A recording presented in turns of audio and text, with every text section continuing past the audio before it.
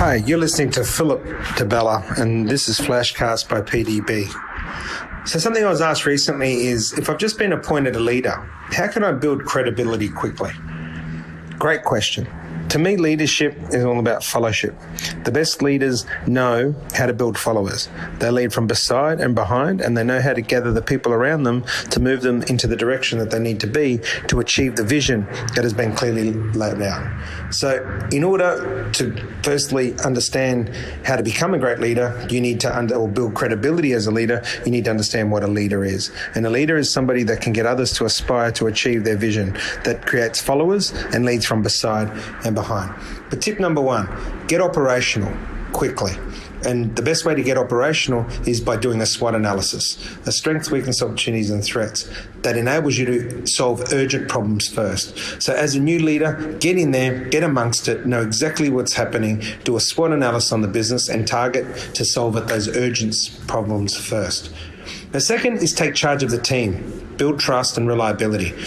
The best leaders get in there, take charge of the team, they listen to their team, they collaborate, they communicate, and this in order helps them to build trust and help build reliability. However, if you're not in there, one goes with two. If you don't get operational quickly and get in there amongst them, you then don't have the capability to take charge. Number three, align with the stakeholders and ensure to be collaborative and inclusive. So at times, people think that they're engaging with stakeholders, but they're missing out some of the kinks in the chain. You need to make sure that you clearly identify who all the stakeholders are and that they all have a seat at the table. You also then need to ensure to collaborate, but more importantly, collaboration and inclusiveness go together. You need to make sure that everybody feels included. Doesn't necessarily mean that everybody's ideas or strategy will be put in play, but it certainly doesn't mean that you don't include them in the process. So three is about aligning with stakeholders and ensuring to be collaborative and inclusive. Number four, engage with the culture as it belongs to the people, not the organization. It's something I often talk about. If you're one of these organizations that have cultural sayings on the wall, I suggest you rip them down. If you want to know what the culture of your organization is, ask your customers, ask the visitors to your establishment, and ask them what they feel when they walk into your environment. How do they feel when they interact with your team or your products or both? Culture is not something you push down to people. Culture is something that is a byproduct of getting things right. So you need to make sure that you engage with the culture as it belongs to the people, not the organization. Number five, define the strategic intent and ensure that everyone understands the why, the what, and the how. You hear me talking about the why, TEDx talk, Simon Sinek, very famous talk about understanding the why, because we all know what we're doing and how we're doing it at times, but we don't understand the why. And the why is exactly what defines us. The why is what sets us apart. The why is what makes you understand what your purpose and relevance as an organization is. And once you understand your purpose and your relevance as an organization, then you automatically have defined the strategic intent.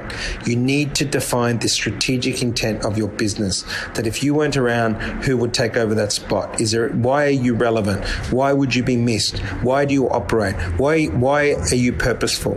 It's all about the why, not just the what and the how. So in summary, when you're a new leader, you get an opportunity of leadership, or you want to become a better leader, 5 things to understand to build credibility quickly. Get operational, get amongst it. SWOT analysis is your best friend. That's tip number 1. Number 2, take charge of the team by building trust and reliability. Be there for them and know that the business is there for them if they're there for the business. Number 3, align with the stakeholders and make sure it's not only collaborative, but it's inclusive. Number 4, understand that culture belongs to the people, not to the organization. People own the culture. They're responsible to build the culture. You need to allow them to do so. And number 5, make sure that you clearly define the why, which will clearly define the strategic intent of the business. I find that the best organizations can follow this, and that leadership is not just about hierarchy.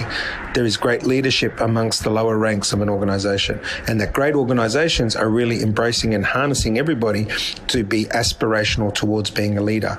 There's a great video that you might want to watch called Lessons from a Dancing Guy.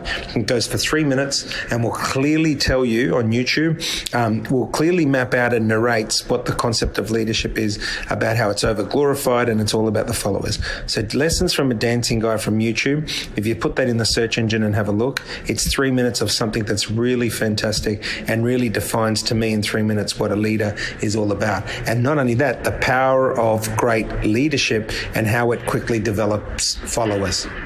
You've been listening to Philip DeBella. This is FlashCast by PDB. And until next time, go and be the best you can be and make a difference in the world.